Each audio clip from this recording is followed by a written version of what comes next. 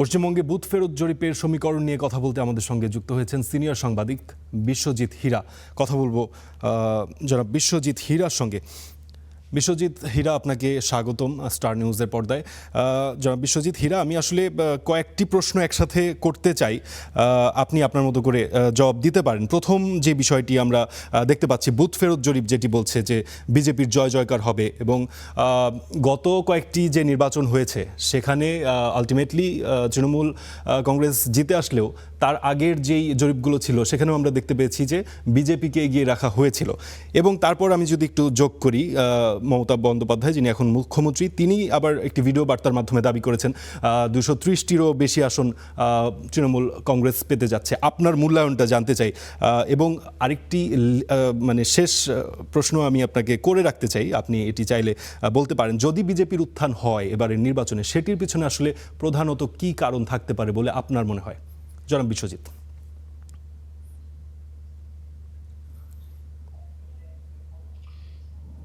দেখুন, প্রথমে যদি বলা হয় যে আপনি যে বুথ ফেরত সমীক্ষার কথাগুলো বললেন, এই বুথ ফেরত সমীক্ষা কালকের থেকেই চলছে, কালকে রাত থেকে হচ্ছে। ম্যাট্রিক্স বলুন বা পি মার্ক বলুন, জনমত বলুন, পিপুলস পালস বলুন, যারাই বলছে, একমাত্র পিপুলস পালস ছাড়া বাদ বাকি যত সমীক্ষা হয়েছে, এবং এই সমীক্ষার বাইরেও কিছু সমীক্ষা থাকে যেটাকে বলা সাতটা বাজার। মুম্বাই, দিল্লি এবং রাজস্থান, এই তিনটে জায়গায় সাতটা বাজারেরও সমীক্ষা হয়। তিনটে সাতটা বাজারের সমীক্ষায় তৃণমূলকে অনেকটাই পিছিয়ে দেওয়া হয়েছে। সেক্ষেত্রে 114 থেকে 130-এর ভিতর রাখা হয়েছে।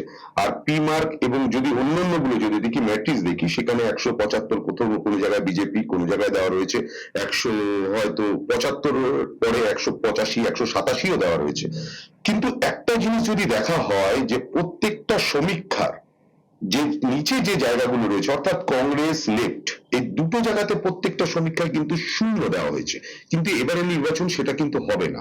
যদি দেখা যায় যে মালদা এবং মুর্শিদাবাদে কিন্তু কংগ্রেস এবার আসন পেতে চলেছে। মুর্শিদাবাদে 12টা, মালদায় 12টা আসন, 12টার ভিতরে মিনিমাম অন্তত 4টে আসন কংগ্রেস পাবে, এবং মুর্শিদাবাদে 2টো অন্তত কংগ্রেস পাবে, এবং বামেদের ক্ষেত্রেও 2টো বা 3টে পাওয়ার সম্ভাবনা রয়েছে। তার ভিতর করণদিঘি আছে, ডোমকল রয়েছে, জলঙ্গি রয়েছে, খড়গ্রাম রয়েছে, এর ভিতরে কিন্তু একটা পাওয়ার সম্ভাবনা রয়েছে। পাশাপাশি উত্তর কলকাতায় যদি আমরা দেখি, সেই দিকে হয়তো সেই সম্ভাবনাটা নেই। তবে এই যে জনমত সমীক্ষা, এই জনমত সমীক্ষা কিন্তু পুরোপুরি ঠিক নয়। কারণ আমরা অতীতে দেখেছি যে 2021, 2024 দুটো নির্বাচনকে যদি আমরা পর্যবেক্ষণ করি এবং তার পর্যালোচনা করি, সেই সময় কিন্তু দেখা যাবে যে 2021-এ কিন্তু একমাত্র পিপুলস পালসের যে জনমত সমীক্ষা ছিল, এবং সেই সমীক্ষাটাই একমাত্র মিলেছিল, বাদবাকি কারোর কিন্তু কোন সমীক্ষাই কিন্তু ম্যাচ করেনি। কিন্তু 2024-এ যেখানে সমস্ত এক্সিট পোল সেখানে দেখিয়ে দিয়েছিল যে 16টা থেকে 17টা লোকসভা আসনে তৃণমূল পেতে পারে, এবং 18 থেকে 17 থেকে 21টা পর্যন্ত পেতে পারে হলো সেক্ষেত্রে দাঁড়িয়ে বিজেপি। কিন্তু উল্টো হয়ে গেছিল, পাল্টা 29টা আসন পেয়ে গেছিল তৃণমূল। অর্থাৎ বলা যেতে পারে যে এই এক্সিট পোলের সমীক্ষা কিন্তু মেলার সম্ভাবনা নয়। যদি পার্সোনাল প্রেডিকশনে বলেন, সাংবাদিক হিসেবে আমাদের নিজেদের চোখে যদি দেখার কথা বলেন, তাহলে সেক্ষেত্রে দাঁড়িয়ে কিন্তু একটা তুল্যমূল্য বিচারে দুজনে কিন্তু 50-50 জায়গায় আছে।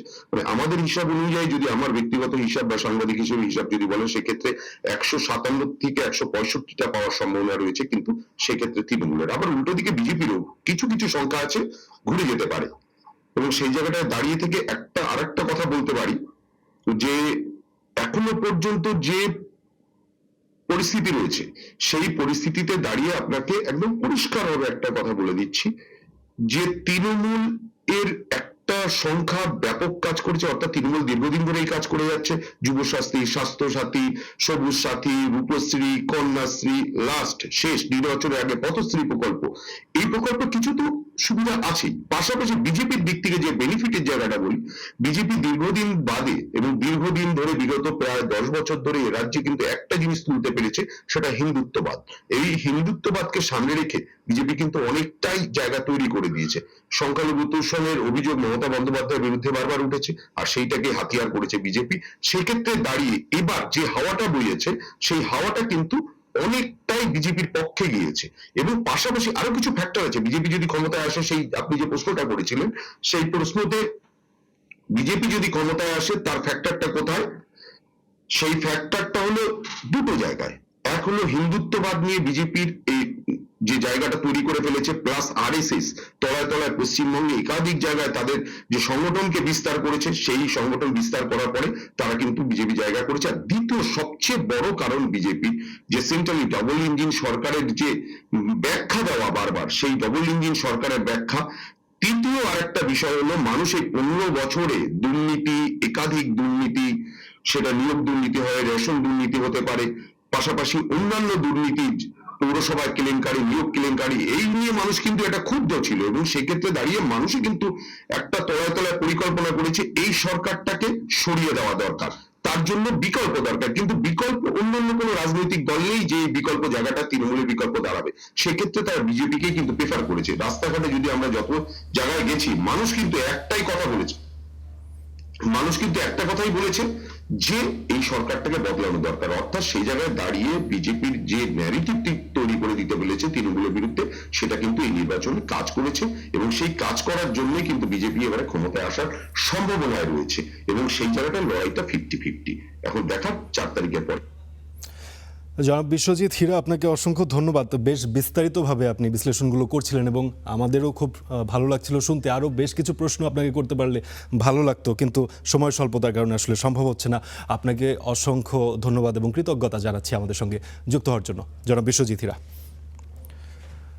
দর্শক, কলকাতা থেকে পশ্চিমবঙ্গের বিধানসভা নির্বাচন পরবর্তী পরিস্থিতি নিয়ে জানাচ্ছিলেন সিনিয়র সাংবাদিক বিশ্বজিৎ হীরা।